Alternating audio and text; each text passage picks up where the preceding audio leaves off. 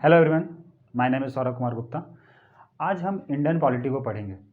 ठीक है, तो इंडियन पॉलिटी कैसे, मतलब इंडियन पॉलिटी को हम भारतीय राज्य व्यवस्था बोलते हैं, तो इसका इंडियन कॉन्स्टिट्यूशन से कैसे रिलेशन है उसके बारे में हम जान लेते हैं।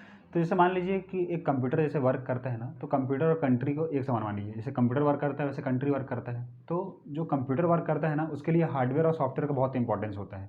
तो सॉफ्टवेयर वो चीज़ होती है जो मतलब रिटर्न फॉर्म में होती है, जिसको अपन देख नहीं सकते, वो अंदर ही अंदर काम करता है। तो उसी प्रकार इंडियन कॉन्स्टिट्यूशन होता है जिसमें लॉ होते हैं। ठीक है, वो अंदर ही अंदर काम करता है।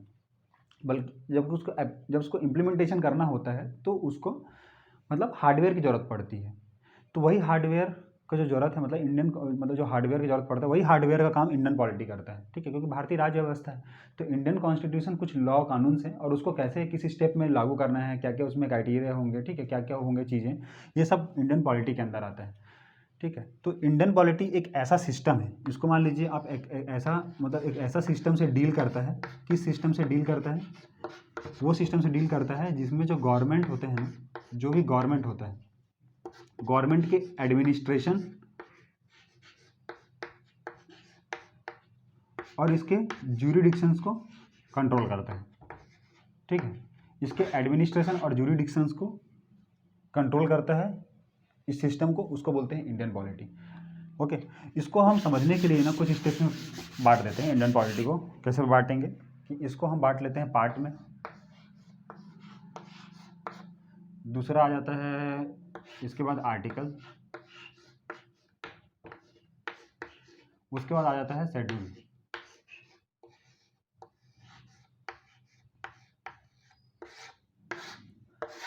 अभी देखिए, इसको हम ऐसा समझ सकते हैं, जैसे मान लीजिए आप एक बुक ले लीजिए। जैसे आप अपन तो अभी मतलब कंपटीशन की तैयारी कर ही रहे हैं, तो इसमें हम पहले मैथ देख लेते हैं। ठीक है, मैथ का बुक। तो मैथ के बुक में क्या होता है, कुछ इंपॉर्टेंट चैप्टर्स होते हैं। जैसे परसेंटेज का चैप्टर है, रेशियो प्रोपोर्शन का चैप्टर है, बहुत सारे इंपॉर्टेंट चैप्टर्स होते हैं। ठीक है, तो जो इंपॉर्टेंट चैप्टर्स होते हैं ना, उसी को हम बोलते हैं पार्ट, क्योंकि इसको हिंदी में बोलते हैं भाग। तो मतलब जो इंपॉर्टेंट चैप्टर्स होते हैं किसी भी बुक के, तो उसको बोलते हैं पार्ट। ठीक है, उसके बाद उस जैसे अपन ने परसेंटेज पढ़ा, रेशो प्रोपोर्शन पढ़ा, मिक्सचर एलिगेशन पढ़ा, एस आई सी आई पढ़ा, जो भी है, तो उसके अंदर कुछ सब पॉइंट्स होंगे। ठीक है, जैसे अपन परसेंटेज में घुसे तो उसमें मतलब बहुत सारे सब पॉइंट्स होंगे कि इसमें चैप्टर मतलब चैप्टर 1.1, चैप्टर 1.2, ऐसा करके। तो वही जो चीज़ आती है ना, मतलब उसके अंदर जो सब पॉइंट्स होते हैं उसको बोलते हैं हम लोग आर्टिकल। ठीक है, आर्टिकल बोलते हैं, और इसको हिंदी में बोलते हैं अनुच्छेद। ठीक है, अनुच्छेद बोलते हैं। उसके बाद शेड्यूल्स होते हैं। क्या होता है कि जब देखिए पहले तब चैप्टर में गए, मतलब मेन पॉइंट पे, उसके बाद उसके उसके सब पॉइंट में गए। सब पॉइंट के बाद उसके बाद आप जाते हैं कि उस सब पॉइंट्स में कुछ इंपॉर्टेंट पॉइंट्स होते हैं। ठीक है, मतलब एडिशनल इन्फॉर्मेशन बोल सकते हैं, वो होता है शेड्यूल्स के बारे में। धीरे धीरे जैसे हम आगे बढ़ेंगे ना, इस चीज़ों के बारे में हम डिटेल से एग्जाम्पल से समझेंगे तो आपको समझ आ जाएंगी चीज़ें। ठीक है, जब हमारा कॉन्स्टिट्यूशन बन के तैयार हुआ था ना, तो उस समय जो पार्ट की संख्या थी ना, वो 22 थी। और जो आर्टिकल थे ना, वो 395 थे। और ये जो शेड्यूल थे ना, वो 8 थे। लेकिन जाहिर सी बात है, कोई भी सिस्टम आता है तो उसको इम्प्रूवमेंट की ज़रूरत होती है, उसमें सुधार की ज़रूरत होती है। कोई भी ऐसा सिस्टम आएगा, हर समय मतलब हमेशा जैसे जैसे हम आगे बढ़ते हैं वैसे वैसे हमको सुधार की ज़रूरत पड़ती है। ठीक है, तो उसी प्रकार जब इसमें इम्प्रूवमेंट हुआ तो ये 22 पार्ट आगे चल के 25 पार्ट में कन्वर्ट हो गया। जो आर्टिकल्स हैं ना, अभी प्रेजेंट में तो 450 प्लस हैं। ठीक है, और जो शेड्यूल्स हैं ना, ये 8 से लेके 12 हो गए। ठीक है, अब इसका अलग अलग चीज़ें हैं पढ़ने के लिए, तो हम इसको देखते हैं। तो सबसे पहले हम क्या करते हैं, पहले सबसे पहले इंपॉर्टेंट पार्ट को डिस्कस करते हैं। ठीक है, तो पार्ट 1 से हम चालू करते हैं, उसके बाद हम धीरे धीरे आगे बढ़ेंगे कि क्या क्या होता है। ठीक है, अभी तक हमने बस ये जाना कि आर्टिकल कितने हैं, पार्ट कितने हैं। तो इसमें ना आपको बहुत सारी चीज़ें मतलब एग्जाम में देखने मिल सकती है। जैसे पार्ट हैं, कितने पार्ट होते हैं। ठीक है, मतलब जब कॉन्स्टिट्यूशन बन के तैयार हुआ था तो कितने कितने पार्ट थे, तो 22 पार्ट थे, 395 आर्टिकल्स थे, और शेड्यूल कितने थे। ये सब गवर्नमेंट एग्जाम के क्वेश्चंस बन सकते हैं। ठीक है, प्रेजेंटली कितने शेड्यूल हैं आज हमारे मतलब कॉन्स्टिट्यूशन में, तो कितने हैं, 12 है। तो ये सब क्वेश्चंस आपको देखने मिलेंगे कॉम्पिटिशन एग्जाम में। ओके, इसके बाद हम देख लेते हैं कि पार्ट 1 के बारे में। पार्ट 1 देख लेते हैं। तो पार्ट 1 में क्या आता है, पार्ट 1 में आता है the union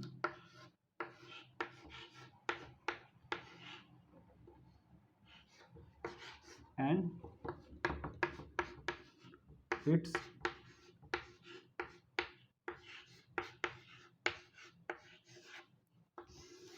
the union and territory. सबसे पहले कहने का मतलब ये है कि जैसे हमारे बात मतलब किसी भी पर्सन की बात होती है तो सबसे पहले बात होती है कि वो कहाँ से बिलोंग करता है, उसका जो उसका क्षेत्र कहाँ है, उसका जो मतलब घर कहाँ है, उसका जो मतलब घर का जो नींव है वो कहाँ है। तो सेम कंडीशन जब हमारे बारे में बात हो रही तो हमारे घर हमारे एरिया की बात हो रही तो सेम उसी प्रकार यदि किसी देश की बात होती है तो उसका एक कार्य क्षेत्र होता है ना, मतलब कि हाँ उसका एक बाउंड्री होगा कि इस एरिया तक ही उसका मतलब एग्जिस्टेंस है। इसी प्रकार जैसे इंडिया का है तो इस एरिया में होता है। कोई भी कंट्री जैसे पाकिस्तान हो गया, अफगानिस्तान हो गया, उसका एक कार्य क्षेत्र है कि हाँ इतना क्षेत्रफल में वो फैला हुआ है, उसका मतलब उस देश को। तो उसी को बोलता है कि पार्ट वन में हमको क्या डिफाइन करना है कि the union and it's territory, मतलब जो उसके संघ है और उसके जो फैला हुए क्षेत्र है, ठीक है, उसके बारे में हमको डील करना है। तो इस प्रकार जो भाग वन है बहुत इंपॉर्टेंट आता है और ये बस यूनियन एंड टेरिटरी के बारे में बताता है। पार्ट वन ठीक है, ये भाग वन आ गया। अब ये मतलब जैसे मैंने आपको क्या बताया, एक बुक में जो मेन चैप्टर है तो जो मेन चैप्टर है वो ये है। इसके बाद इसमें जो सब पॉइंट्स होंगे, ठीक है, इसके जो सब पॉइंट्स होंगे उस सब पॉइंट्स का नाम आ जाएगा आर्टिकल। ठीक है, आर्टिकल आ गए सब पॉइंट्स। तो ये जो आर्टिकल है ना ये 1 से लेके 4 तक इसमें आर्टिकल आएंगे, क्योंकि 395 आर्टिकल तो आ नहीं सकते, मैंने क्या बताया 25 पार्ट है। तो इन सब पार्ट्स में ही ना बटे हुए हैं। तो जो पार्ट वन है ना, पार्ट वन में जो आर्टिकल आते हैं वो 1 से लेके 4 तक आते हैं। ठीक है, अब देखिए यहाँ अब हम पार्ट को समझ लिए द यूनियन एंड टेरिटरी। अब हम आर्टिकल के बारे में जानेंगे। ठीक है, आर्टिकल को हम 1 से लेकर 4 तक के बारे में जानते हैं। अब ये देखिए आर्टिकल 1 आ जाता है। ठीक है, यहाँ पे आर्टिकल 1 क्या बोलता है, आर्टिकल 1 बोलता है कि इंडिया, आर्टिकल क्या बोलता है, इंडिया, ये क्या है, that is, India that is Bharat, मतलब इंडिया दैट इज भारत। यही अभी बात चल रहा था बहुत दिन से कि इंडिया दैट इज भारत है। तो इसी को अभी मतलब हाल ही फिलहाल में करंट न्यूज में चल रहा था कि भारत दैट इज इंडिया होना चाहिए। ठीक है, ऐसा डिमांड कर रहा है। ठीक है, वो कैसा डिमांड है तो बात की बात है, लेकिन मतलब ऐसा डिमांड किया जा रहा है कि भारत को पहले किया जाए, इंडिया को बात किया जाए, क्योंकि हमारे देश में सब चीज़ें भारत से ही मतलब रिलेट होती हैं सब पॉइंट्स। ठीक है, लेकिन एक्चुअली में ये दोनों ऐसा लिखा हुआ है, इंडियन कॉन्स्टिट्यूशन और भारत, इसका पिटीशन भी डाला गया था सुप्रीम कोर्ट में, लेकिन सुप्रीम कोर्ट ने इस पिटीशन को खारिज कर दिया कि बोलते कोई ज़रूरत नहीं है क्योंकि इंडिया भारत तो लिखा ही हुआ है। ओके, तो क्या बोला गया है आर्टिकल 1 में, India that is Bharat shall be a union of state.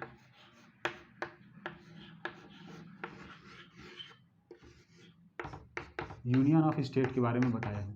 ठीक है, अभी देखिए अब ये यूनियन ऑफ स्टेट बोल दिया। अभी यूनियन समझने से पहले ना आपको कुछ कुछ पॉइंट समझने पड़ेंगे। क्या समझने पड़ेंगे, पहले आता है कन्फेडरेशन, आपको कन्फेडरेशन समझना पड़ेगा। ठीक है, और दूसरा समझना पड़ेगा आपको फेडरेशन।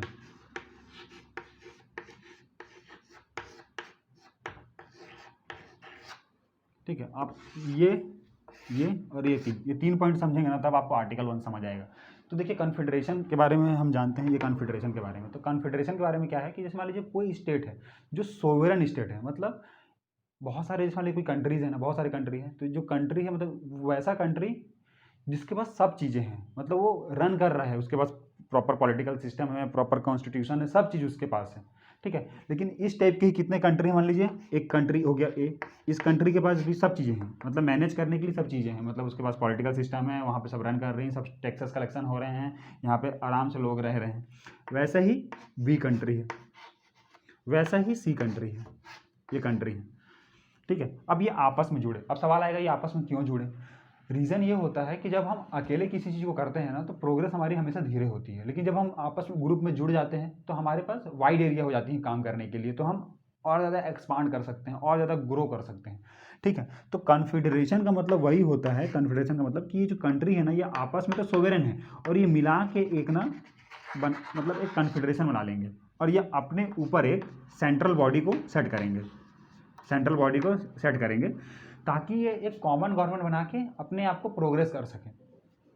ठीक है, तो ये सेंट्रल बॉडी बनाएंगे। लेकिन कन्फेडरेशन में ये होता है कि ये जो कन्फेडरेशन है ना, कन्फेडरेशन का मतलब समझ लीजिए आप, इसका मतलब होता है ट्रीटी। ठीक है, ट्रीटी मतलब एक समझौता होता है, एक समझौते के तहत ये लोग आपस में आते हैं और एक कॉमन गवर्नमेंट बनाते हैं। ठीक है, कॉमन बनाते हैं और एक क्या हो जाते हैं, फिर एक सेंट्रल बॉडी बनाते हैं।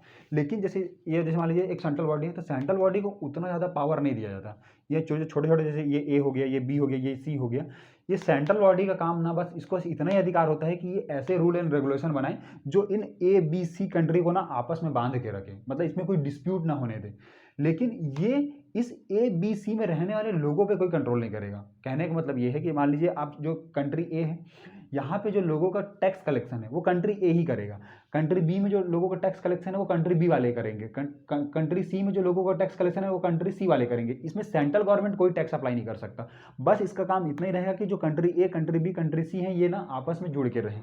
और इसके यहाँ जो जुरिडिक्शन होगा, ठीक है, इसके यहाँ जो भी जुरिडिक्शन होगा, तो जो भी चैम्बर्स होंगे उस चैम्बर्स में ना यहाँ इस स्टेट के जो रिप्रेजेंटेटिव होंगे, मतलब जो स्टेट 1, स्टेट बी और स्टेट सी के जो रिप्रेजेंटेटिव है ना, वो यहाँ जाके बैठेंगे और अपनी बात को इनके बिहाफ में कहेंगे।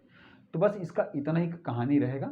बस इसको कॉमन ग्रोथ करने के लिए इस चीज़ को बनाया गया था। तो जाहिर सी बात है कि जब इतना आसान तरीके से मतलब ये आपस में जुड़ रहे हैं, आपस में सोवेरेन है, ठीक है, ये सोवेरेन है, तो इस प्रकार इससे कोई भी आसानी से अलग हो सकता है। मतलब ऐसा नहीं कि मतलब मन चाहे, मतलब एक कोई भी नॉर्मल प्रोसेस करके आराम से अलग हो सकता है। तो इसकी तुलना हम ना वैसे करते हैं, जैसे आपको घर बनाते हैं तो ईंटा लाते हैं ना, ईंटा ब्रिक्स, तो ईंटा को आप ऐसा बस जैसे यहाँ तक, इस दीवार तक ना, यहाँ तक बस आप सजा के रख दीजिए, उसमें कोई भी सीमेंट प्लास्टर मत लगाइए।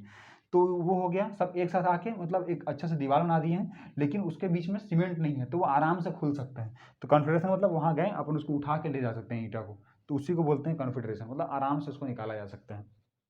अब चलते हैं अपन फेडरेशन में।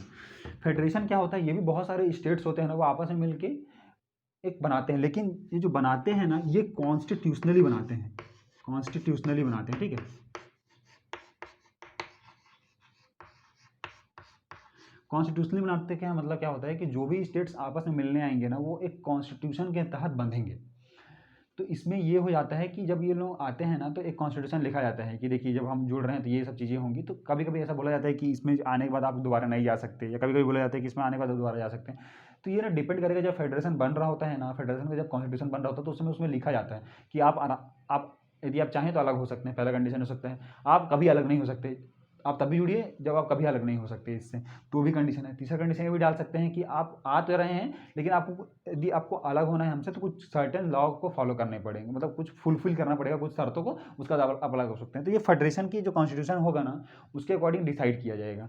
बस कॉन्फेडरेशन और फेडरेशन में यही अंतर होता है कि इसमें आसानी से आप बाहर नहीं जा सकते, बहुत मतलब मुश्किल हो जाएगा। अगर इसमें कॉन्स्टिट्यूशन में लिख दिया ना कि नहीं अलग हो सकते, फिर तो आप अलग ही नहीं हो सकते। लेकिन अभी इसने बोल दिया कि यदि आप अलग होना चाहते हैं तो आपको कुछ कुछ लॉस फॉलो करने पड़ेंगे, कुछ कुछ शर्तें कंप्लीट करनी पड़ेंगी, उसके बाद ही आप अलग हो सकते हैं। तो और उसके बाद फेडरेशन में क्या अलग होता है कॉन्फेडरेशन से, कि मैंने क्या बताया, कॉन्फेडरेशन में क्या बताया कि जो जैसे ये सेंट्रल बॉडी है ना, इसमें कम पावर दिया जाता है, लेकिन फेडरेशन में सेंट्रल बॉडी को ज़्यादा पावर दिया जाता है। जैसे इसे स्टेट ए बी सी है ना, यदि इसमें आपस में जोड़ के बना रहे हैं, तो स्टेट ए बी सी को भी पावर रहता है। जैसे मतलब state B, state A, state B, state सी के पास मतलब ये अपनी सोवर्निटी को खो देते हैं, ठीक है। ये मतलब अपना इंडिविजुअल चीज़ें नहीं कर पाएंगे, क्योंकि इसमें जैसे मान लीजिए ये स्टेट है ना, ये स्टेट को तो कंट्रोल करेगा, साथ में ये स्टेट में रहने वाले लोगों को भी सेंट्रल बॉडी कंट्रोल करेगा, किसमें, फेडरेशन में। मतलब जैसे टैक्स कलेक्शन ये भी करेगा यहाँ के लोगों से भी, ठीक है। बाद में उसको फिर सुविधा भी दिया जाएगा इसके द्वारा वहाँ की जनता को, ठीक है। तो फेडरेशन में ये हो गया। और इसमें ये हो जाता है कि लेकिन उसके साथ साथ ये जो स्टेट होते हैं ना, उसका इतना मतलब जो वो भी रूल रेगुलेशन बना सकते हैं, तो उस पर जो फेडरेशन है ना, वो उस पर इंटरफेयर नहीं कर सकता, ठीक है। मतलब स्टेट को भी बहुत ज़्यादा पावर रहता है और सेंट्रल को भी पावर रहता है, मतलब दोनों को थोड़ा इक्वली डिस्ट्रीब्यूट किया जाता है कॉन्स्टिट्यूशन के आधार पर, कि हाँ ये जो कार्य क्षेत्र है ये सेंट्रल गवर्नमेंट को दे दो, ये कार्य क्षेत्र है स्टेट गवर्नमेंट को दे दो, स्टेट्स को दे दो। तो इस प्रकार तो जो फेडरेशन का जो वो है ना, इसमें ये होता है कि इसमें यदि आप जो सेंट्रल बॉडी पे है ना, तो इसमें जो मैंने क्या बताया था, कॉन्फेडरेशन में यहाँ पे जो रिप्रेजेंटेटिव होते हैं वो तो स्टेट के होते हैं, लेकिन जो फेडरेशन होता है ना, फेडरेशन में जो यहाँ पे सेंट्रल बॉडी में जो रिप्रेजेंटेटिव होंगे वो सेंट्रल बॉडी के तो होंगे ही होंगे, मतलब जो स्टेट बॉडी के हैं ना वहाँ पे रिप्रेजेंटेटिव होंगे, साथ साथ यहाँ के जो रहने वाले लोगों के भी रिप्रेजेंटेटिव यहाँ पे रहेंगे। तो इस प्रकार ये दो हिस्से में बढ़ जाता है। एक जो पर्सन का ग्रुप होता है जो रिप्रेजेंट करता है स्टेट को, स्टेट ए बी सी को, और एक होता है जो प्रेजेंट करता है स्टेट ए के मतलब के पीपल को, फिर स्टेट बी के पीपल को। तो इसलिए जो फेडरेशन होता है ना, ये union of state plus union of people, ये बस यूनियन ऑफ स्टेट होता है। ये यूनियन ऑफ स्टेट और यूनियन ऑफ पीपल दोनों होते हैं, यहाँ तक समझ गए। उसके बाद आता है ये यूनियन, ठीक है। फेडरेशन का समझ लीजिए, फेडरेशन का एग्जांपल यदि आप कंट्री में मानेंगे ना, तो USA, United states of America, ठीक है, यूनाइटेड स्टेट्स ऑफ अमेरिका। तो इसमें जो स्टेट्स जुड़े हैं ना, वो आपस में मतलब अभी मैं आपको यूनियन समझा देता हूँ, फिर मैं समझाता हूँ ये मतलब फेडरेशन और यूनियन में क्या अंतर होता है। और यूनियन का जो एग्जाम्पल है ना, वो है इंडिया।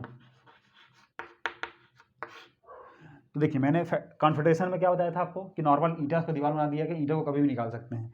फेडरेशन में ये होता है ना कि ईंटा के बीच में वो लगा दी है अपन, क्या समझ लीजिए एक मतलब जो सीमेंट होता है ना उसको प्लास्टर कर दिए हैं अपन, मतलब सीमेंट लगा दिए हैं आपस में, तो वो एकदम स्ट्रिक्ट हो जाएगा वो, मतलब इसमें निकलना बहुत ही मुश्किल होता है। यदि आपको निकालना चाहते हैं एकदम छेनी हथौड़ी तोड़ के ईंटा को निकालना पड़ेगा।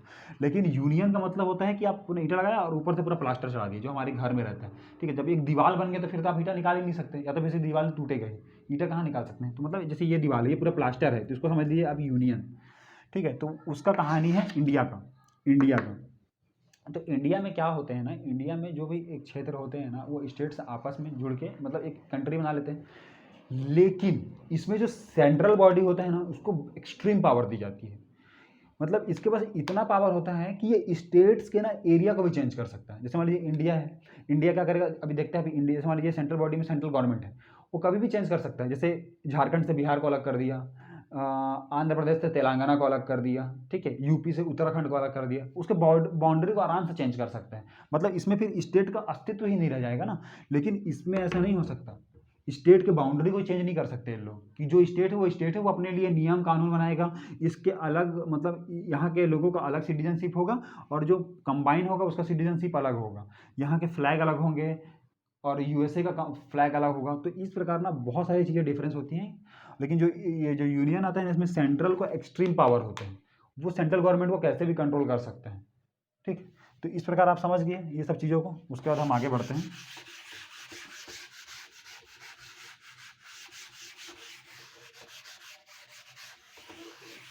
ठीक है, अब India that is Bharat, union of state. तो आप समझ गए यूनियन ऑफ स्टेट्स क्या होता है, मतलब जो एरिया होते हैं ना जो स्टेट्स के, वो आपस में मिलकर एक कंट्री बनाते हैं। अब क्या होता है कि अब ये आर्टिकल 1 में क्या पॉइंट को इंक्लूड किया गया है। ठीक है, अब देखिए ये क्या बोलता है कि जो भी स्टेट्स हैं, जो भी यूटीज हैं, और जो भी फ्यूचर में ऑक्यूपाइड किया जाएगा।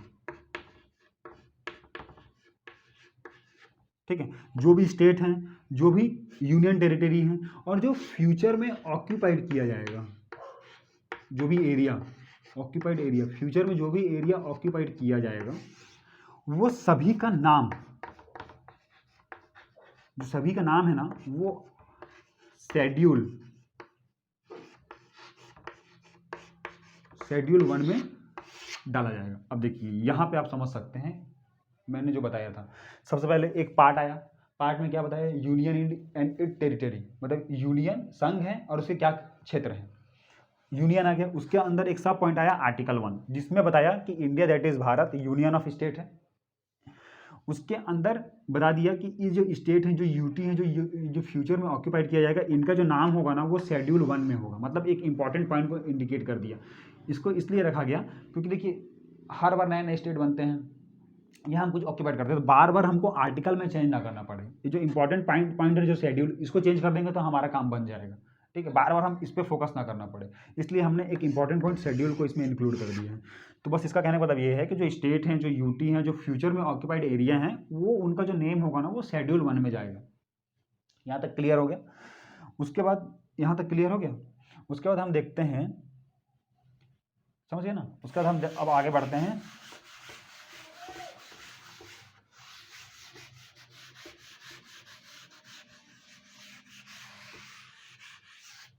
आर्टिकल 2 की ओर, आर्टिकल 2 की ओर बढ़ते हैं हम। अब आर्टिकल 2 क्या बोलता है, आर्टिकल 2 ये बोलता है कि संसद मतलब पार्लियामेंट,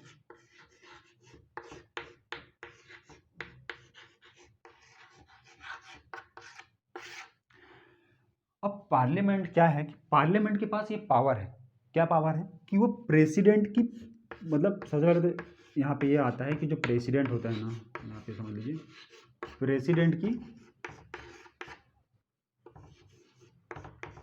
पूर्व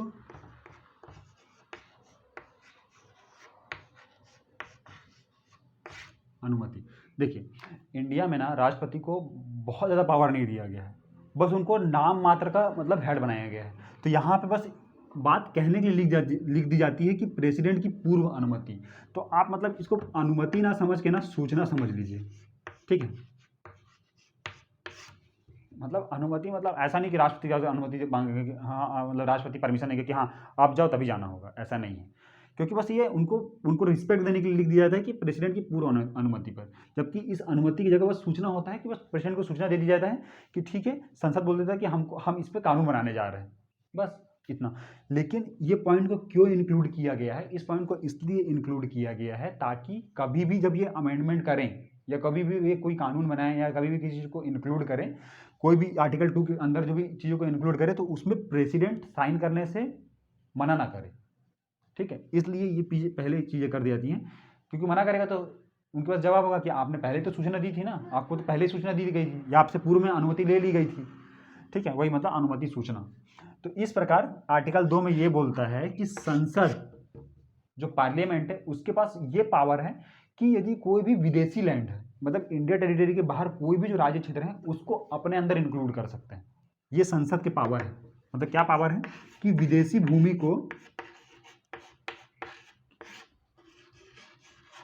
भूमि को वो इंक्लूड कर सकता है अपने अंदर। ये किसके पास है? आर्टिकल 2 के अंदर आता है, ठीक है। विदेशी भूमि को अपने अंदर इंक्लूड कर सकता है, ये आ गया यहाँ पे।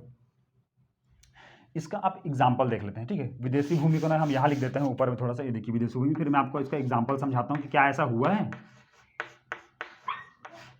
इस आर्टिकल का हम प्रयोग किया गया है, ठीक है। ये आर्टिकल का प्रयोग बिल्कुल किया गया है। कहाँ किया गया है? अब इसका हम देखते हैं सिक्किम से। क्या हुआ था कि जब 1974 की बात है, ठीक है, उसके पहले ना चाइना ने ना तिब्बत पे आक्रमण कर दिया। अब तिब्बत के लोगों को ना बहुत हरासमेंट किया और उसको अपने कब्जे में ले लिया। तो सिक्किम एक छोटा सा कंट्री था, उसको डर लग गया कि उसको क्या होना चाहिए, क्या होगा, तो वो चाइना में तो शामिल हो नहीं सकता था, तो वो इंडिया के पास आया और इंडिया के पास बोला कि हम आप में शामिल होना सकते हैं लेकिन हम अभी थोड़ा टाइम लेंगे।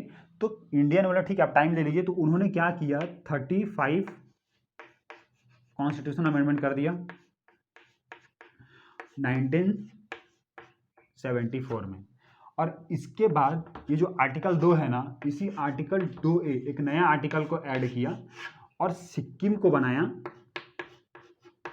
क्या बनाया? सिक्किम को बनाया को स्टेट, सह राज्य।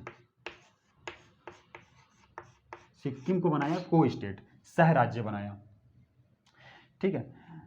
और इसके बाद जब कुछ टाइम हो गया तो इसने फिर एक्सेप्ट किया कि हाँ हम मतलब बन जाएंगे। तो क्या हुआ फिर इसमें 36 अमेंडमेंट किया गया 1975 में,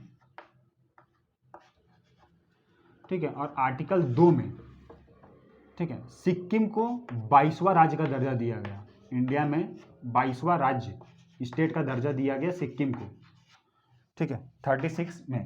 और ये डेट क्या था? 16 मई सन 1975, 16 मई सन 1975 को। तो इस प्रकार क्या देखा आपने कि सिक्किम हमारे टेरिटरी में नहीं था, लेकिन सन 16 मई 1975 को 36 अमेंडमेंट करके स्टेट सिक्किम को बना दिया गया। और ये बहुत इंपॉर्टेंट क्वेश्चन है, मतलब पूछा जाता है कि सिक्किम को राज्य कब बनाया गया, किस अमेंडमेंट के द्वारा बनाया? तो याद रखिए 36 को स्टेट बनाया गया था 35 से, लेकिन जो स्टेट का दर्जा है ना वो 36 में दिया गया था। यहाँ तक आप इस बात को ध्यान रखेंगे। ये क्या था? विदेशी भूमि को। अब उस प्रकार हम चलते हैं, विदेशी भूमि वाला खत्म हो गया, अब हम चलते हैं आर्टिकल 3 में। आर्टिकल 1 हो गया। आर्टिकल 1 में हमने ये जाना कि मतलब जो राज्य क्षेत्र है उसका जो नाम होगा, जो यूनियन ऑफ स्टेट से पहले जाना हमने, और उसका जो क्षेत्र एरिया है वो शेड्यूल 1 में उसका नाम मेंशन होगा। उसके बाद आर्टिकल 2 में जाना हमने विदेशी भूमि के बारे में, विदेशी भूमि को हम अपने अंदर इंक्लूड कर सकते हैं। उसके बाद आया ये आर्टिकल 3, ये भी सेम, संसद पार्लियामेंट के पास ये पावर होता है, सेम वैसी ही प्रेसिडेंट को पूर्व अनुमति, और अनुमति ने समझ के आप सूचना देंगे, मतलब प्रेसिडेंट को पूर्व अनुमति लेंगे या तो उनको पूर्व सूचना देंगे। सूचना देके संसद के पास ये पावर है, संसद के पास ये क्या पावर है कि वो इंडिया के अंदर जितने भी स्टेट हैं उनका नाम चेंज कर सकता है, उसका एरिया और बाउंड्री,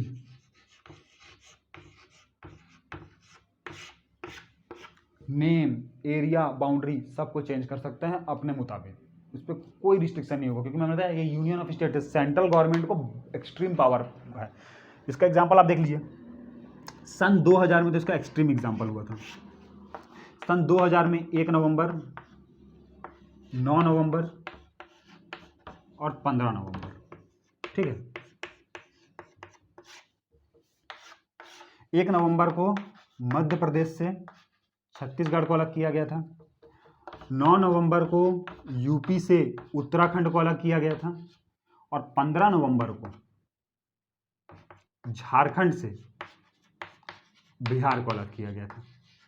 ओके, मतलब सन 2000 में ही मतलब इन चीज़ों को अलग किया गया था, स्टेट को चेंज किया गया था, उनके एरिया टेरिटरी को चेंज कर दिया गया था, उसकी बाउंड्री को चेंज कर दिया गया था।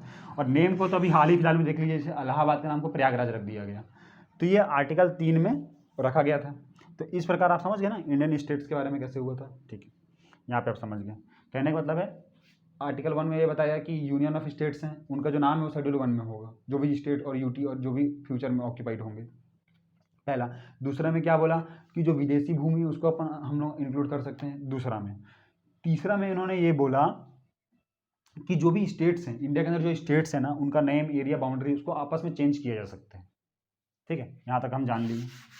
उसके बाद हम चलते हैं अब सीधे आर्टिकल 4 में।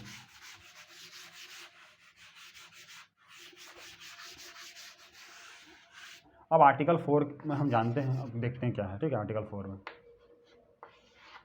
आर्टिकल 4 ये बोलता है कि जो आर्टिकल 2 एंड आर्टिकल 3,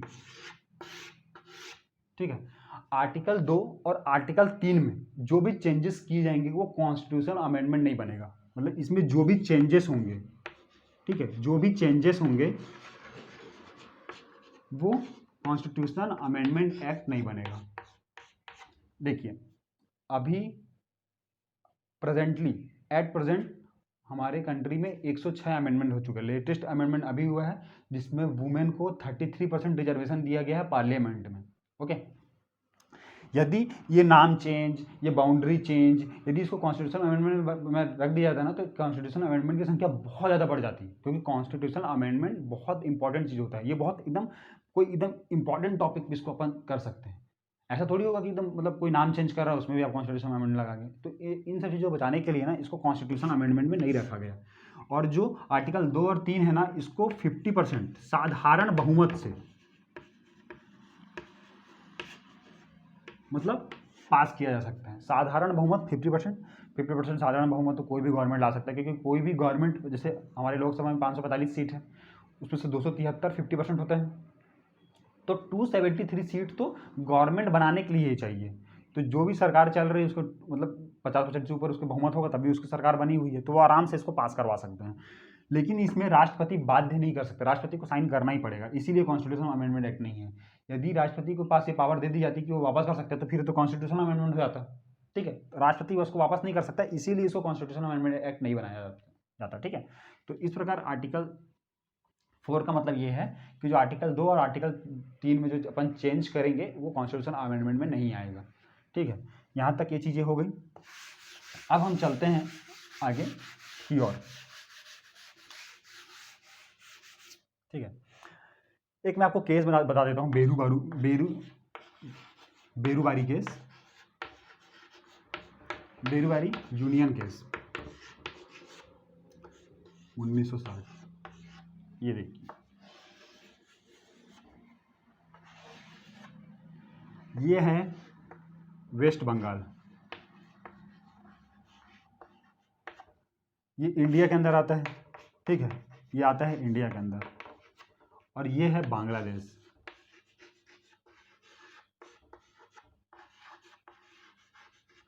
तो बांग्लादेश के ना यहाँ पे कुछ एरिया थे, ठीक है, यहाँ पे कुछ एरिया थे और यहाँ पर एक जगह था जिसका नाम था बेरूबारी। ये इंडिया में बेरूबारी था और बांग्लादेश में कुछ एरिया थे।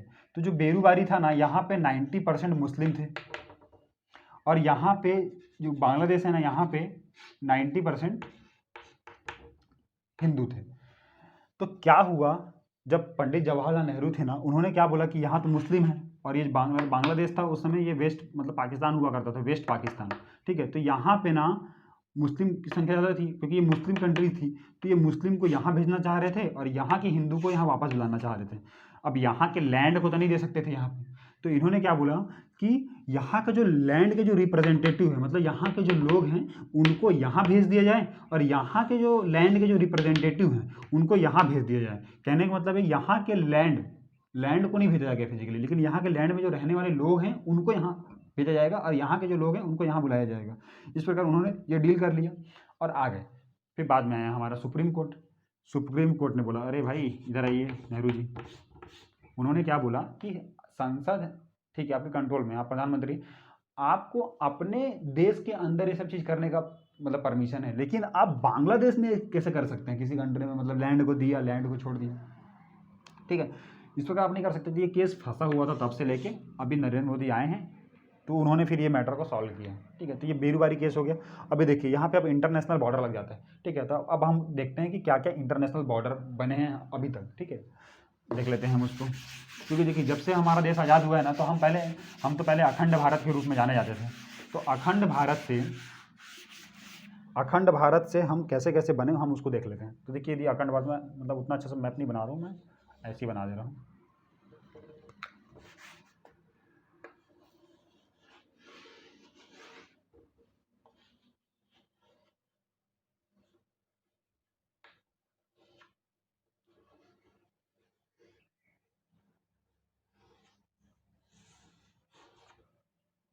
ठीक है, अब ये देखिए ना, ये हमारा अखंड भारत का फोटो था। अब इसको कैसे कैसे बांटा गया वो देख लीजिए।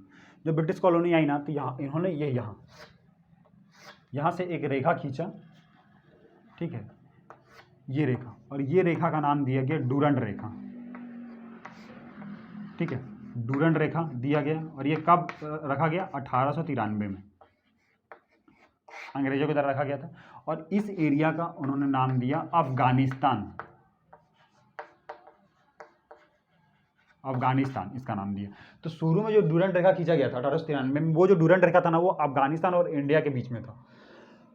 ठीक है, आगे चल के बताऊंगा कि ये जो डूरंड रेखा है ना, ये एक्चुअली में अभी प्रेजेंट में अफगानिस्तान और पाकिस्तान के बीच में है। लेकिन जब ये रेखा खींची गई थी ना, तो ये इंडिया, क्योंकि ये सब इंडिया में का पार्ट था, तो इंडिया और अफगानिस्तान में खींची गई थी डूरंड रेखा। यदि आप डूरंड से जानेंगे ना, करंट अफेयर का ये भी पॉइंट जाता है कि डूरंड कब दिया जाता है, तो डूरंड कब फुटबॉल में दिया जाता है, ये भी आप याद रख सकते हैं, ठीक है। बाकी डूरंड रेखा तो अफगानिस्तान और इंडिया के बीच में प्राइम खींची गई थी, और प्रेजेंटली डूरंड रेखा पाकिस्तान और अफगानिस्तान के बीच में। यहाँ तक क्लियर हुआ। पहला ये किया गया। दूसरा डिवीजन यहाँ पे किया गया, ये जो बना ना, म्यांमार बना, ये 1935 में, सन 1935 में वर्मा, जिसको हम क्या जानते हैं, म्यांमार के नाम से जानते हैं अभी प्रेजेंट में, ठीक है, इसको इससे अलग किया गया। तो मतलब 1893 में अफगानिस्तान को यहाँ से अलग किया गया, 1935 में वर्मा को यहाँ से इंडिया से अलग कर दिया गया। अब बारी आई सन 1947, यहाँ पे आए सिरिल रेडक्लिफ, ये ब्रिटिश थे, इनका सरनेम रेडक्लिफ था, इन्हीं के नाम पे रेडक्लिफ लाइन को खींचा गया। कहाँ पे खींचा गया? पहला तो यहाँ पे खींच दिया गया ऐसे करके, तो इसको बोला रेडक्लिफ लाइन। और यहाँ पे इन्होंने ये रेडक्लिफ लाइन खींचा, ठीक है, और इसको बना दिया, और इसको बना दिया ईस्ट पाकिस्तान, और इसको बना दिया वेस्ट पाकिस्तान। और ये मुस्लिम बहुलता वाले क्षेत्र थे, ठीक है, वेस्ट पाकिस्तान, और ये आ गया ईस्ट पाकिस्तान। 1947 में बना दिया गया। और ये लाइन क्या हो गई? Radcliffe line. फिर क्या हो गया, इन दोनों में पटरी खाना बंद हुआ, वेस्ट पाकिस्तान ईस्ट पाकिस्तान में आपस में लड़ाई होना चालू हुआ, मतलब मेल मिलाप नहीं चल रहा था। तो उसके बाद यहाँ पे बहुत सारे जाति होने लगा, तो इंडिया ने इसका सपोर्ट किया और यहाँ पे इसको आज़ाद करा कि इस वेस्ट पाकिस्तान का नाम ही, ये इंदिरा गांधी जी के टाइम पे हुआ था, ठीक है, इसका नाम रख दिया बांग्लादेश। और ये जो बॉर्डर, तो जो रेड क्लिफ लाइन था ना, अब इसको हमने जाना जीरो लाइन। तब से जो वेस्ट पाकिस्तान है ना, वो बांग्लादेश बन गया, ठीक है। तो इस प्रकार रेड क्लिफ लाइन बना। और जब ये रेड क्लिफ लाइन यहाँ से बन गया, तो ये जो डूरंड लाइन है ना, ये अफगानिस्तान और पाकिस्तान के बीच में बन गया। तो यहाँ से ना ये सब चीज़ें हो गई। ठीक है, अब आते हैं हम लोग देसी रियासत के बीच में। इतना आपने जान लिया ना, red Cliff line, Durand line, और यहाँ पे ये इंटरनेशनल बॉर्डर होता है इंडिया और म्यांमार के बीच में। तो 1893, 1935 और 1947, ठीक है, ये सब चीज़ें हो गई। उसके बाद हम और आगे बढ़ते हैं। अब हम जानते हैं देसी रियासतों के बारे में कि जब हम देखिए, अब हमारा स्टडी का हम लास्ट पड़ाव पे हैं, ठीक है। अब हम देख लेते हैं कि हम कैसे आगे बढ़ेंगे। तो हम कहाँ से आगे बढ़ेंगे, देखिए हम जाएंगे देसी रियासत में,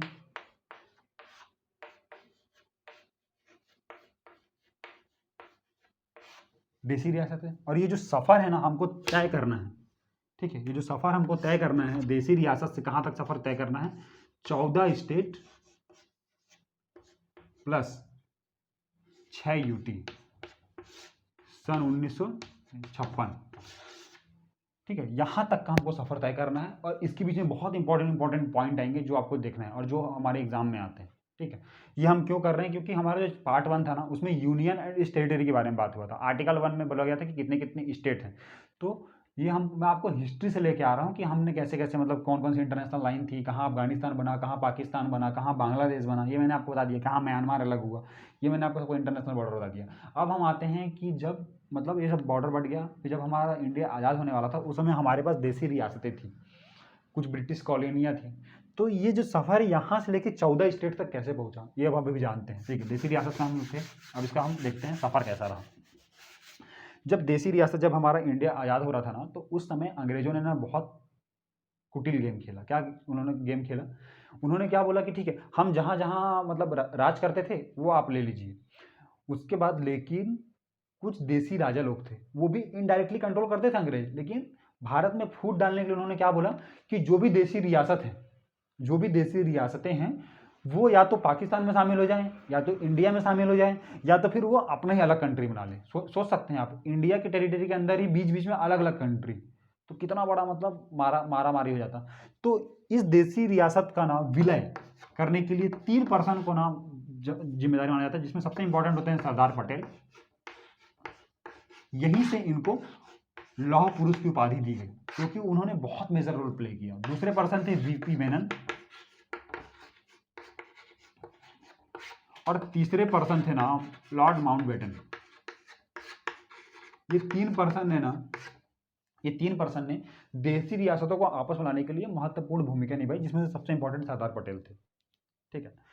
अब हम जान लेते हैं कि क्या क्या देसी रियासतें थी, क्या क्या थी। तो देखिए, जब ऐसी चीज़ें हुई ना, तो देसी रियासतों की संख्या इंडिया में 552 थी और 13 पाकिस्तान में थी। तो पाकिस्तान का मैटर तो अलग है, ठीक है, ये तो अलग ही है पाकिस्तान का। ये इंडिया में थी। अब ये इंडिया में थी ना, तो इंडिया में 549 जो देसी रियासत थी वो आराम से तुरंत आके हमारे इंडिया में मिल गई, कोई टेंशन नहीं हुआ, हाँ हम मिलेंगे।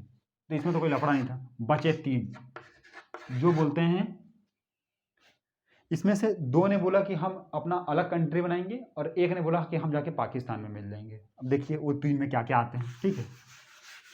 तो ये 3 में ना, ये जो 3 है 552 में जो 3 है, इसमें सबसे पहला आया हैदराबाद,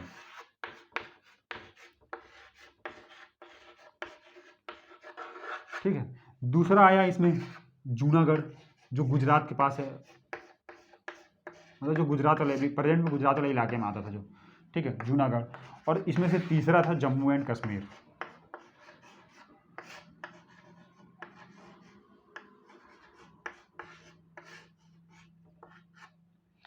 इसमें से तीसरा था क्या, जम्मू एंड कश्मीर। अब ये देखिए हैदराबाद है। अब हैदराबाद ने बोला कि हम तो अलग कंट्री बनाएंगे, हैदराबाद ने बोल दिया सीधे। अब हैदराबाद तो हमारे इंडिया के सेंटर में पड़ता था, उसको कैसे हम बनने दे देते हैं। तो सरदार पटेल ने यहाँ पे इनको सिखाया, तो ये आप सुनने को तैयार नहीं थे। तो यहाँ पे एक ऑपरेशन चलाया गया, जिस ऑपरेशन को बोलते हैं ऑपरेशन पोलो। ये एक्चुअली में दिखाने के लिए पुलिस ऑपरेशन था, लेकिन यहाँ ये प्योरली आर्मी ऑपरेशन था। आर्मी को पुलिस की ड्रेस पहना के इसको ऑपरेशन चलाया गया और हैदराबाद को अपने कंट्रोल में लिया गया। ये जो पूरा चीज़ था ना, ये सरदार पटेल की निगरानी में हुआ था। तो हमेशा पूछते हैं कि ऑपरेशन पोलो क्या था, तो ऑपरेशन पोलो हैदराबाद को कैप्चर करने के लिए, इंडिया के टेरिटरी के मतलब कैप्चर करने के लिए ये ऑपरेशन चलाया गया था। ये पुलिस ऑपरेशन था, पुलिस कार्रवाई थी, लेकिन इनडायरेक्टली ये आर्मी ऑपरेशन था, ठीक है। तो ये हो गया ऑपरेशन पोलो। ये बहुत इंपॉर्टेंट टॉपिक आता है, मतलब एक क्वेश्चन आ जाते हैं ऑपरेशन पोलो क्या हुआ था। उसके बाद जूनागढ़ में और जम्मू कश्मीर में अपोजिट सिचुएशन था। जूनागढ़ में रहने वाले लोग हिंदू थे और यहाँ का जो राजा था वो मुस्लिम था, और जम्मू कश्मीर में रहने वाले लोग मुस्लिम थे लेकिन जो यहाँ का राजा था वो था हिंदू, राजा हरि सिंह। तो जूनागढ़ में तो दिक्कत नहीं हुआ, क्यों? क्योंकि यहाँ पे इन्होंने करा दिया पब्लिक रेफरेंडम। रेफरेंडम करवा दिया। रेफरेंडम मतलब जनमत संग्रह, कि वहाँ से मतलब सरदार पटेल ने बोला एक काम करो, वहाँ की जनता से पूछो कहाँ रहना चाहते हैं। तो वहाँ की जनता भैया तो हिंदू थी, वो तो बोलेगी हम हिंदुस्तान में रहना चाहते हैं। तो वहाँ के राजा को बोला मैं तो मुस्लिम हूँ, तो बोलो उसको जाओ तुम अपना पाकिस्तान में जाकर रहो भैया। लेकिन यहाँ का जो मेजोरिटी बोलेंगे वो आएंगे जनमत संग्रह। तो जूनागढ़ को रेफरेंडम के थ्रू हमारे कंट्री में मिला लिया गया, बहुत इंपॉर्टेंट है। पूछा जाता है कि जूनागढ़ को किस द्वारा मिलाया गया, तो रेफरेंडम के द्वारा मिलाया गया। अब आती है जम्मू कश्मीर में। अब इसके साथ परेशानी हो गई।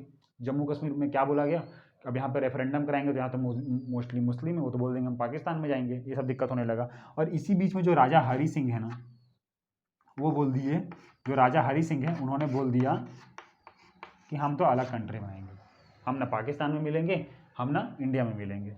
तो इस प्रकार ये सब चीज़ें हो गई।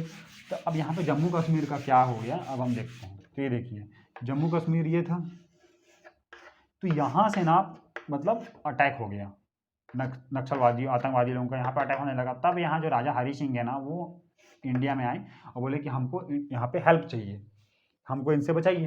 तो इंडिया वालों ने बोला, वहाँ पे मतलब नेहरू जी थे, पटेल, तो हम आपको कैसे बचा सकते हैं, आप तो हमारी टेरिटरी में आते ही नहीं है। यदि आपको करना है तो आपको मतलब कुछ साइन करना पड़ेगा। तो यहाँ पे जो राजा हरि सिंह है ना, उन्होंने इंस्ट्रूमेंटेशन ऑफ एसेशन मतलब विलय पत्र,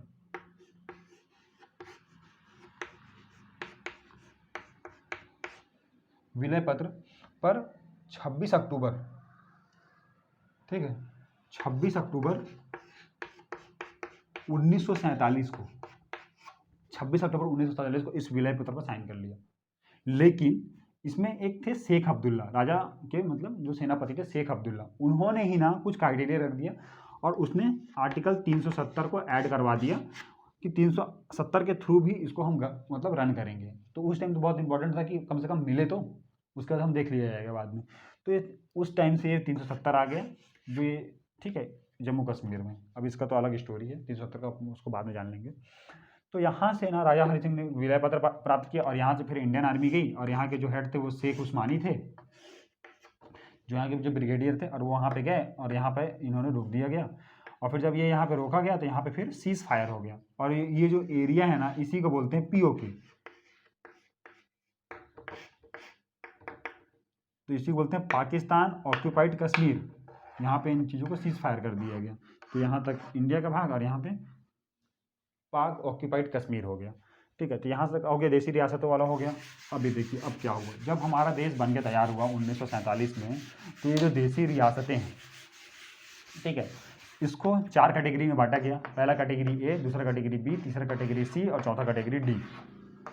पहला कैटेगरी क्या था, ब्रिटिश प्रोविंस, ठीक है, ब्रिटिश प्रोविंस। उसके बाद दूसरा था प्रिंसली स्टेट,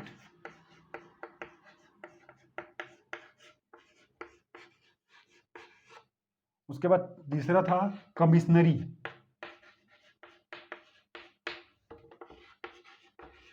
कमिश्नरी स्टेट, और चौथा था यूनियन टेरिटरी। तो देखिए यूनियन टेरिटरी का बहुत इंपॉर्टेंट है, मतलब आसान भी है। एक था का कहने का मतलब ये था कि अंडमान एंड निकोबार एक यूनियन टेरिटरी था। ब्रिटिश प्रोविंस 9 थे, प्रिंसली स्टेट 9 थे, और ये जो थे ना 10 थे, ठीक है। जब ये बन के तैयार हुआ था, हमारा जब कॉन्स्टिट्यूशन बन के तैयार हुआ, तो उस टाइम पे ऐसा अपने को रख दिया गया था, British province, princely state, commissioner state और यूटी एक थे। इस प्रकार हमको बांटा गया था। तो ब्रिटिश प्रोविंस का मतलब हम कैसे बांट दिए थे, ब्रिटिश प्रोविंस, तो जहाँ पे ब्रिटिश कंट्रोल करते थे जो एरिया को, उसको ब्रिटिश प्रोविंस के अंदर डाल दिया गया। जो हमारे देश के जो राजा महाराजा थे, उनका जो मतलब जो एरिया था, उस देसी मतलब उसको प्रिंसली स्टेट रख दिया गया उसका नाम को, ठीक है। और जो ब्रिटिश डायरेक्ट कंट्रोल ना करके अपने कमिश्नर को रखते थे, उस जगह को कमिश्नरी स्टेट का नाम दे दिया गया इंडिया में। और बाकी अंडमान निकोबार अपने कंट्रोल में था, इसलिए उसको यूटी के अंदर डाल दिया गया, ठीक है। यहाँ से आया। अभी देखिए यहाँ तक हमने देसी रियासत से कहाँ पे जान लिया, देसी रियासत थे, देसी रियासत से हमने इंडिया में उसको कन्वर्ट कर दिया, British province, princely state, commissionary state और यूटी, इतना हो गया। अब इसके बाद लास्ट जो सफ़र होता है 14 स्टेट और 6 यूटी बनने का, अब यहाँ से चालू होता है। ये जब बन के तैयार हुआ तो अब दिक्कत ये आ गया कि क्या लोगों ने बोला क्या भाषा के आधार पर राज्य को बांटा जाए, क्योंकि इसमें प्रॉब्लम आने लगी थी कि ये तो अपन को अब बांटना पड़ेगा भाषा के आधार पर, तो इसमें दिक्कत आने लगी, ठीक है। तो अब आया डिमांड उठा भाषा के आधार पर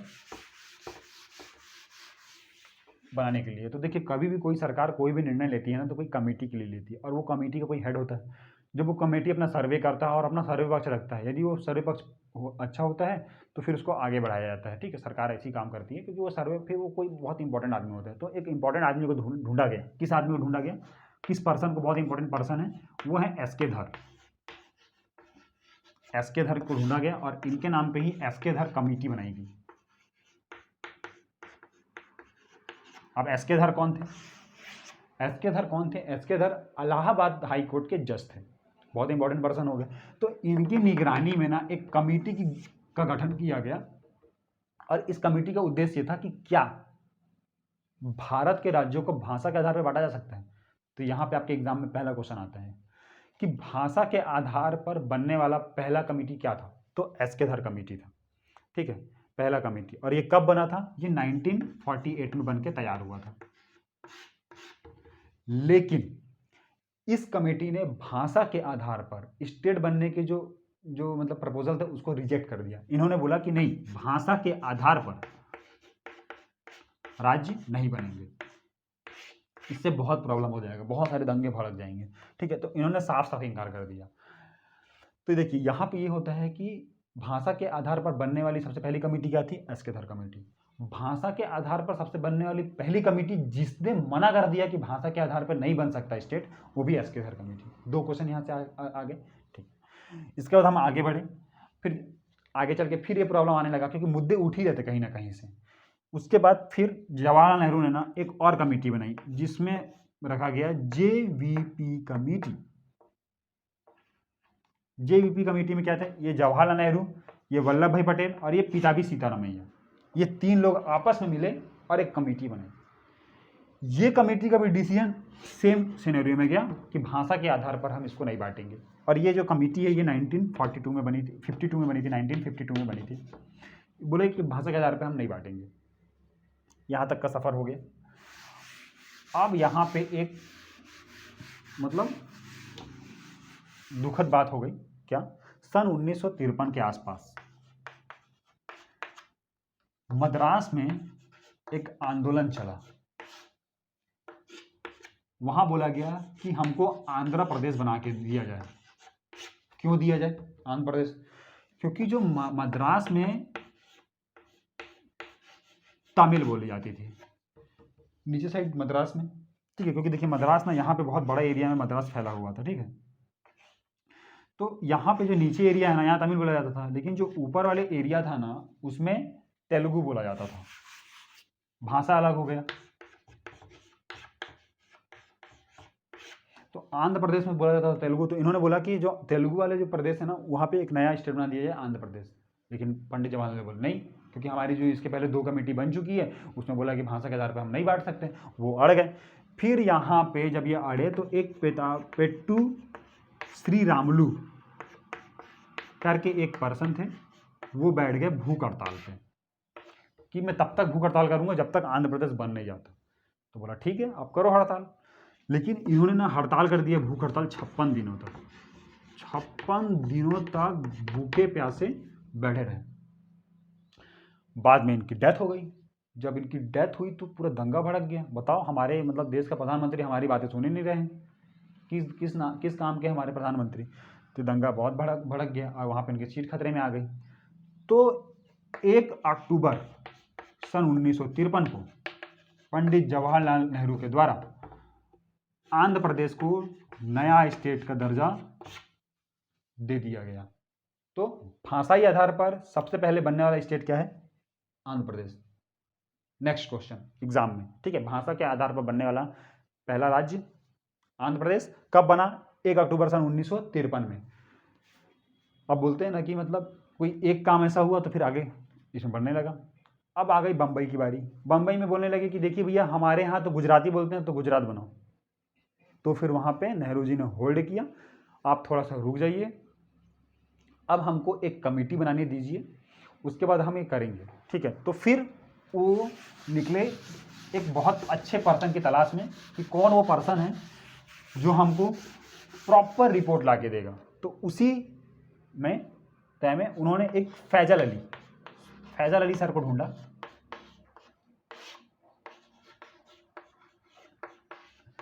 और उनके द्वारा एक कमेटी का निर्माण किया गया। अब बात आई फैजल अली कौन थे। तो जो फैजल अली थे ना, वो सुप्रीम कोर्ट के जज थे। सुप्रीम कोर्ट के जज बहुत इंपॉर्टेंट पर्सन। तो उन्होंने ये कमेटी बनाई, और इस कमेटी पे क्या थे, 3 सदस्य थे।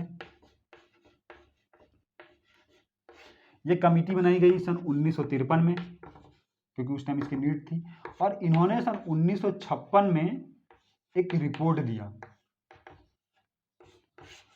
ये रिपोर्ट में ही इन्होंने बोला कि भाषा के आधार पर राज्य को बांटा जा सकता है। और इनका बांटना जरूरी भी था, क्योंकि मतलब जो क्या बोलते हैं, पंडित जवाहरलाल नेहरू इन्होंने फोर्स कर दिया था कि आपको भाषा के आधार पर बांटना ही पड़ेगा, आप बस सॉल्यूशन बताइए। क्योंकि एक तो हम आंध्र प्रदेश बना चुके हैं, अब तो हम पीछे हट नहीं सकते, तो आप प्रॉपर हमको रिपोर्ट दीजिए। तो अब देखिए दूसरा क्वेश्चन ये होता है कि पहली कौन सी भाषा के आधार पर, मतलब भाषा के आधार पर बनने वाली वो कमेटी जिसने भाषा को मतलब बोला कि भाषा के आधार पर बन सकती है, अप्रूव किया, तो वो कमेटी थी फैजल अली कमेटी, ठीक है। 3 सदस्य थे। 1953 में ये कमेटी बनी, 1956 में इसका रिपोर्ट आया। अब इस रिपोर्ट में बोला गया कि 14 स्टेट और 6 यूटी बनेंगी। यहां तक हो गया, 14 स्टेट और 6 यूटी बनेंगे इस रिपोर्ट में। नेक्स्ट क्वेश्चन आता है कि इस जो रिपोर्ट है, ये जो 14 स्टेट 6 यूटी है, और ये जो रिपोर्ट को संवैधानिक मान्यता, कॉन्स्टिट्यूशन मतलब कॉन्स्टिट्यूशनली कब इसको एक्सेप्ट किया गया और किस अमेंडमेंट के द्वारा, तो इसको अमेंडमेंट किया गया 7th कॉन्स्टिट्यूशनल अमेंडमेंट एक्ट 1956 के द्वारा। इसको इस रिपोर्ट को, ये जो इसके जो रिपोर्ट्स 1956 जो रिपोर्ट है, उसको संवैधानिक मान्यता मिली, और इसमें 14 स्टेट और 6 यूटी के नाम को दर्ज किया गया। बोलते हैं ना कि कहानी अभी तक खत्म नहीं हुई। अब ये प्रॉब्लम और बढ़ा, यहाँ तक तो हो गया। उसके बाद हम अभी इस लेक्चर के लास्ट पड़ाव में हैं। अब बात आई पेप्सू। देखिए अभी तक 14 स्टेट और 6 यूटी बन चुके थे, भाषा के आधार पर जो लड़ाई हो रही थी वो सब खत्म हो गई थी। अब आई पेप्सू की बारी। पेप्सू क्या था, पंजाब, ईस्ट पटियाला,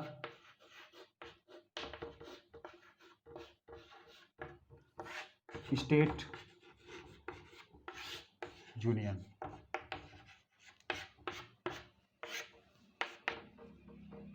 ये बोला आपने सब पे तो ध्यान दे लिया, लेकिन हम पे कौन ध्यान देगा, हम तो परेशान हैं, हमारे पास तो 50 विवाद है। तो नेहरू जी बोला तुम रुको भाई, तुम ज़्यादा यहाँ पे हल्ला गुल्ला मत करो, एक आयोग बनाएंगे हम। अब आया यहाँ पे शाह आयोग, वही शाह कमेटी जो भी बोल सकते हैं आप, शाह आयोग। इनको बोला कि भैया आप जाओ, इनके मामलों को निपटाओ लास्ट में, और एक इन चीज़ों को ख़त्म ही कर दो अच्छे से। शाह आयोग गए यहाँ पे, प्रॉब्लम को सुना, सब चीज़ों को देखा, और उसके बाद इन्होंने, शाह आयोग ने एक रिपोर्ट दिया, और इन्होंने बोला कि अरे यहाँ पे जो शाह आयोग ने बोला ना कि यहाँ पे 4 प्रकार की प्रॉब्लम है। तो बोला क्या क्या प्रकार की प्रॉब्लम है, तो उन्होंने बोला कि यहाँ पे प्रॉब्लम ये है कि कुछ लोग यहाँ पे हिंदी बोलते हैं, अच्छा ठीक है हिंदी बोलते हैं, क्या दिक्कत है, कोई दिक्कत नहीं। कुछ लोग यहाँ पे बोलते हैं पंजाबी, अच्छा पंजाबी बोलते हैं, ठीक है कोई दिक्कत नहीं। कोई जो एरिया है यहाँ, वहाँ पे पहाड़ है, अच्छा कुछ एरिया पहाड़ है, और कुछ एरिया पे तो विवाद ही चलते रहते हैं, अच्छा तो यहाँ पे लिख दीजिए चलो कुछ एरिया पे विवाद है। तो इस प्रकार शाह आयोग ने 4 प्रॉब्लम को गिनाया। तो बोले ठीक है इसका सॉल्यूशन क्या है, तो उन्होंने बोला जो हिंदी बोलते हैं उसको बांट के आप उस जगह का नाम रख दीजिए हरियाणा। बोले चलो बहुत अच्छी बात है। जो पंजाबी बोलते हैं उनका नाम को रख दो पंजाब। बोले चलो ठीक है कोई दिक्कत नहीं है। और जो पहाड़ी इलाका है उसका नाम रख दो हिमाचल। बोले ठीक है। और जो विवाद वाले एरिया है इसको रख दो चंडीगढ़। तो इस प्रकार शाह आयोग की सिफारिश पे हिंदी बोलने वाले राज्य को हरियाणा, पंजाबी बोलने वाले को पंजाब, पहाड़ी इलाकों को हिमाचल और विवाद वाले एरिया को चंडीगढ़ रखा गया, जिसको यूटी बनाया गया। और पंजाब हरियाणा का जो कैपिटल है, पंजाब हरियाणा का जो कैपिटल है वो चंडीगढ़ को रखा गया, और वो यूटी था, और चंडीगढ़ का भी कैपिटल को चंडीगढ़ रखा गया। ठीक है, तो इस प्रकार हमने ना मतलब पार्ट 1 के बारे में जाना। अब इसको हम थोड़ा समराइज कर देते हैं। ठीक है, हमने इंडियन पॉलिटी पढ़ा, इंडियन कॉन्स्टिट्यूशन पढ़ा, ये सब चीज़ें पढ़ ली हमने। सबसे इंपॉर्टेंट पॉइंट क्या है कि कितने पार्ट आते हैं, कितने आर्टिकल आते हैं, कितने शेड्यूल आते हैं, ये सब बहुत इंपॉर्टेंट क्वेश्चंस होते हैं, मतलब जो न्यूमेरिकल वैल्यू है वो हम सबसे पहले देख लेंगे। फिर पार्ट 1 के बारे में हमने क्या जाना वो देख लिया। फिर आर्टिकल 1, 2, 3, 4 में, आर्टिकल 1 में मतलब यूनियन के बारे में बताया। फिर मैंने कन्फेडरेशन, फेडरेशन के बारे में बता दिया। आर्टिकल 2 में मैंने आपको बताया कि विदेशी भूमि को कैसे अर्जित करते हैं। आर्टिकल 3 में मैंने आपको बताया कि मतलब संसद मतलब स्टेट को कैसे चेंज कर सकता है, कैसे नाम चेंज परिवर्तन कर सकता है। आर्टिकल 4 ने बताया कि कॉन्स्टिट्यूशन अमेंडमेंट में नहीं आएगा। मैंने आपको बेरुवारी केस के बारे में बताया। ठीक है, उसके बाद मैंने आपको फिर ये सब बताया। उसके बाद फिर मैं आपको अखंड भारत से कैसे कैसे 1993 में अफगानिस्तान अलग हुआ, म्यांमार 1935 में अलग हुआ, 1947 में कैसे रेड क्लिफ लाइन बना, डूरन लाइन कैसे बना, म्यांमार कैसे अलग हुआ। ठीक है, फिर जीरो लाइन कैसे बना बांग्लादेश में इंदिरा गांधी के टाइम पे। तो मैंने आपको इंटरनेशनली बॉर्डर के बारे में बता दिया। उसके बाद फिर हमने चालू किया देसी रियासतों के बारे में। देसी रियासतों में 552 देसी रियासत थे, जिसमें से 3 नहीं मिले थे। हैदराबाद था, जूनागढ़ था, जम्मू कश्मीर था। वहाँ पे फिर 370 आया। जूनागढ़ में रेफरेंडम हुआ। उसके बाद क्या बोलते हैं, हैदराबाद में ऑपरेशन पोलो हुआ। ये सब की चीज़ों के बारे में जान लिए। उसके बाद हमने आगे बढ़ा और फिर जाना कि क्या क्या रिपोर्ट होते हैं। एस के धर कमेटी रिपोर्ट आया, JVP रिपोर्ट आया, भाषा के आधार पर वाला रिपोर्ट बहुत इंपॉर्टेंट होता है। उसके बाद हमने जाना कि भाषा के आधार से हम आगे बढ़े। फिर फैजल अली रिपोर्ट आया। फैजल अली के बाद मतलब वो आंध्र प्रदेश भी बना बीच में 1 अक्टूबर, ठीक है, सन 1953 में। पेटलू श्री रामलू भी डेथ कर गए थे 56 दिन के मतलब अनशन के बाद से। ये बहुत इंपॉर्टेंट टॉपिक है। उसके बाद फिर फैजल अली रिपोर्ट आया, जिसने भाषा को अप्रूवल दिया। 14 स्टेट 6 यूटी बनाए। फिर पेप्सो आया। तो इस प्रकार हमने ना जितने भी स्टेट्स होते हैं वो सब के बारे में जान लिया, और सब चीज़ों के बारे में हम धीरे धीरे जान लिए। ठीक है, कितने स्टेट्स हैं, क्या देसी रियासत है। ठीक है, तो थैंक यू। फिर हम देखते हैं आगे।